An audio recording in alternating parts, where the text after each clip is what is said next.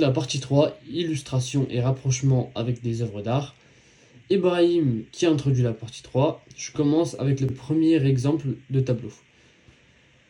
Le tableau Le déjeuner sur l'herbe d'Édouard Manet est évoqué plusieurs fois dans le roman. Zola le décrit comme un chef-d'œuvre d'audace et de vérité. Ce tableau a été exposé pour la première fois au Salon des Refusés en 1863, un salon organisé par Napoléon III pour présenter les œuvres rejetées par le salon officiel. Manet y exposait un tableau considéré comme scandaleux à l'époque, car il représentait une femme nue dans un paysage contemporain. Comme l'a écrit Zola, Manet était le premier à donner la modernité en peinture, en osant mettre sur sa toile ce qu'on voyait à chaque pas dans les rues. Hugo qui enchaîne qui fait l'exemple 2, Ibrahim qui enchaîne qui fait l'exemple 3.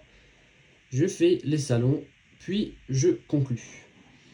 Enfin, pour contextualiser ces œuvres et leurs mouvements artistiques, il est intéressant de revenir sur les salons du XIXe siècle. Les salons étaient des expositions organisées par l'Académie des Beaux-Arts pour présenter les œuvres des artistes reconnus. Ces salons étaient très importants pour la carrière des artistes, car ils leur permettaient de se faire connaître auprès du public et de la critique. Les salons étaient organisés régulièrement à Paris, généralement au Palais de l'Industrie, et attiraient un grand nombre de visiteurs. Cependant, les salons étaient également très sélectifs, et les œuvres étaient soumises à un jury qui décidait de leur admission ou de leur rejet. Ce système de sélection a souvent été critiqué pour son manque d'ouverture aux nouveaux courants artistiques, ce qui a conduit à la création de salons indépendants comme le Salon des Refusés et l'exposition impressionniste. Et comme le dit Zola, le salon, c'est la grande foire annuelle où l'on peut voir toute la production de l'art officiel, cette production qui est la honte et le déshonneur de la France artistique.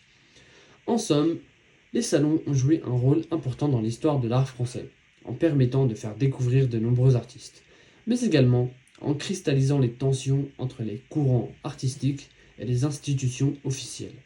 Les œuvres évoquées par Zola dans l'œuvre sont donc à replacer dans ce contexte historique et artistique où la lutte entre l'art officiel et l'art moderne était à son apogée. Donc là, on a Hugo qui nous fait la conclusion, et puis basta.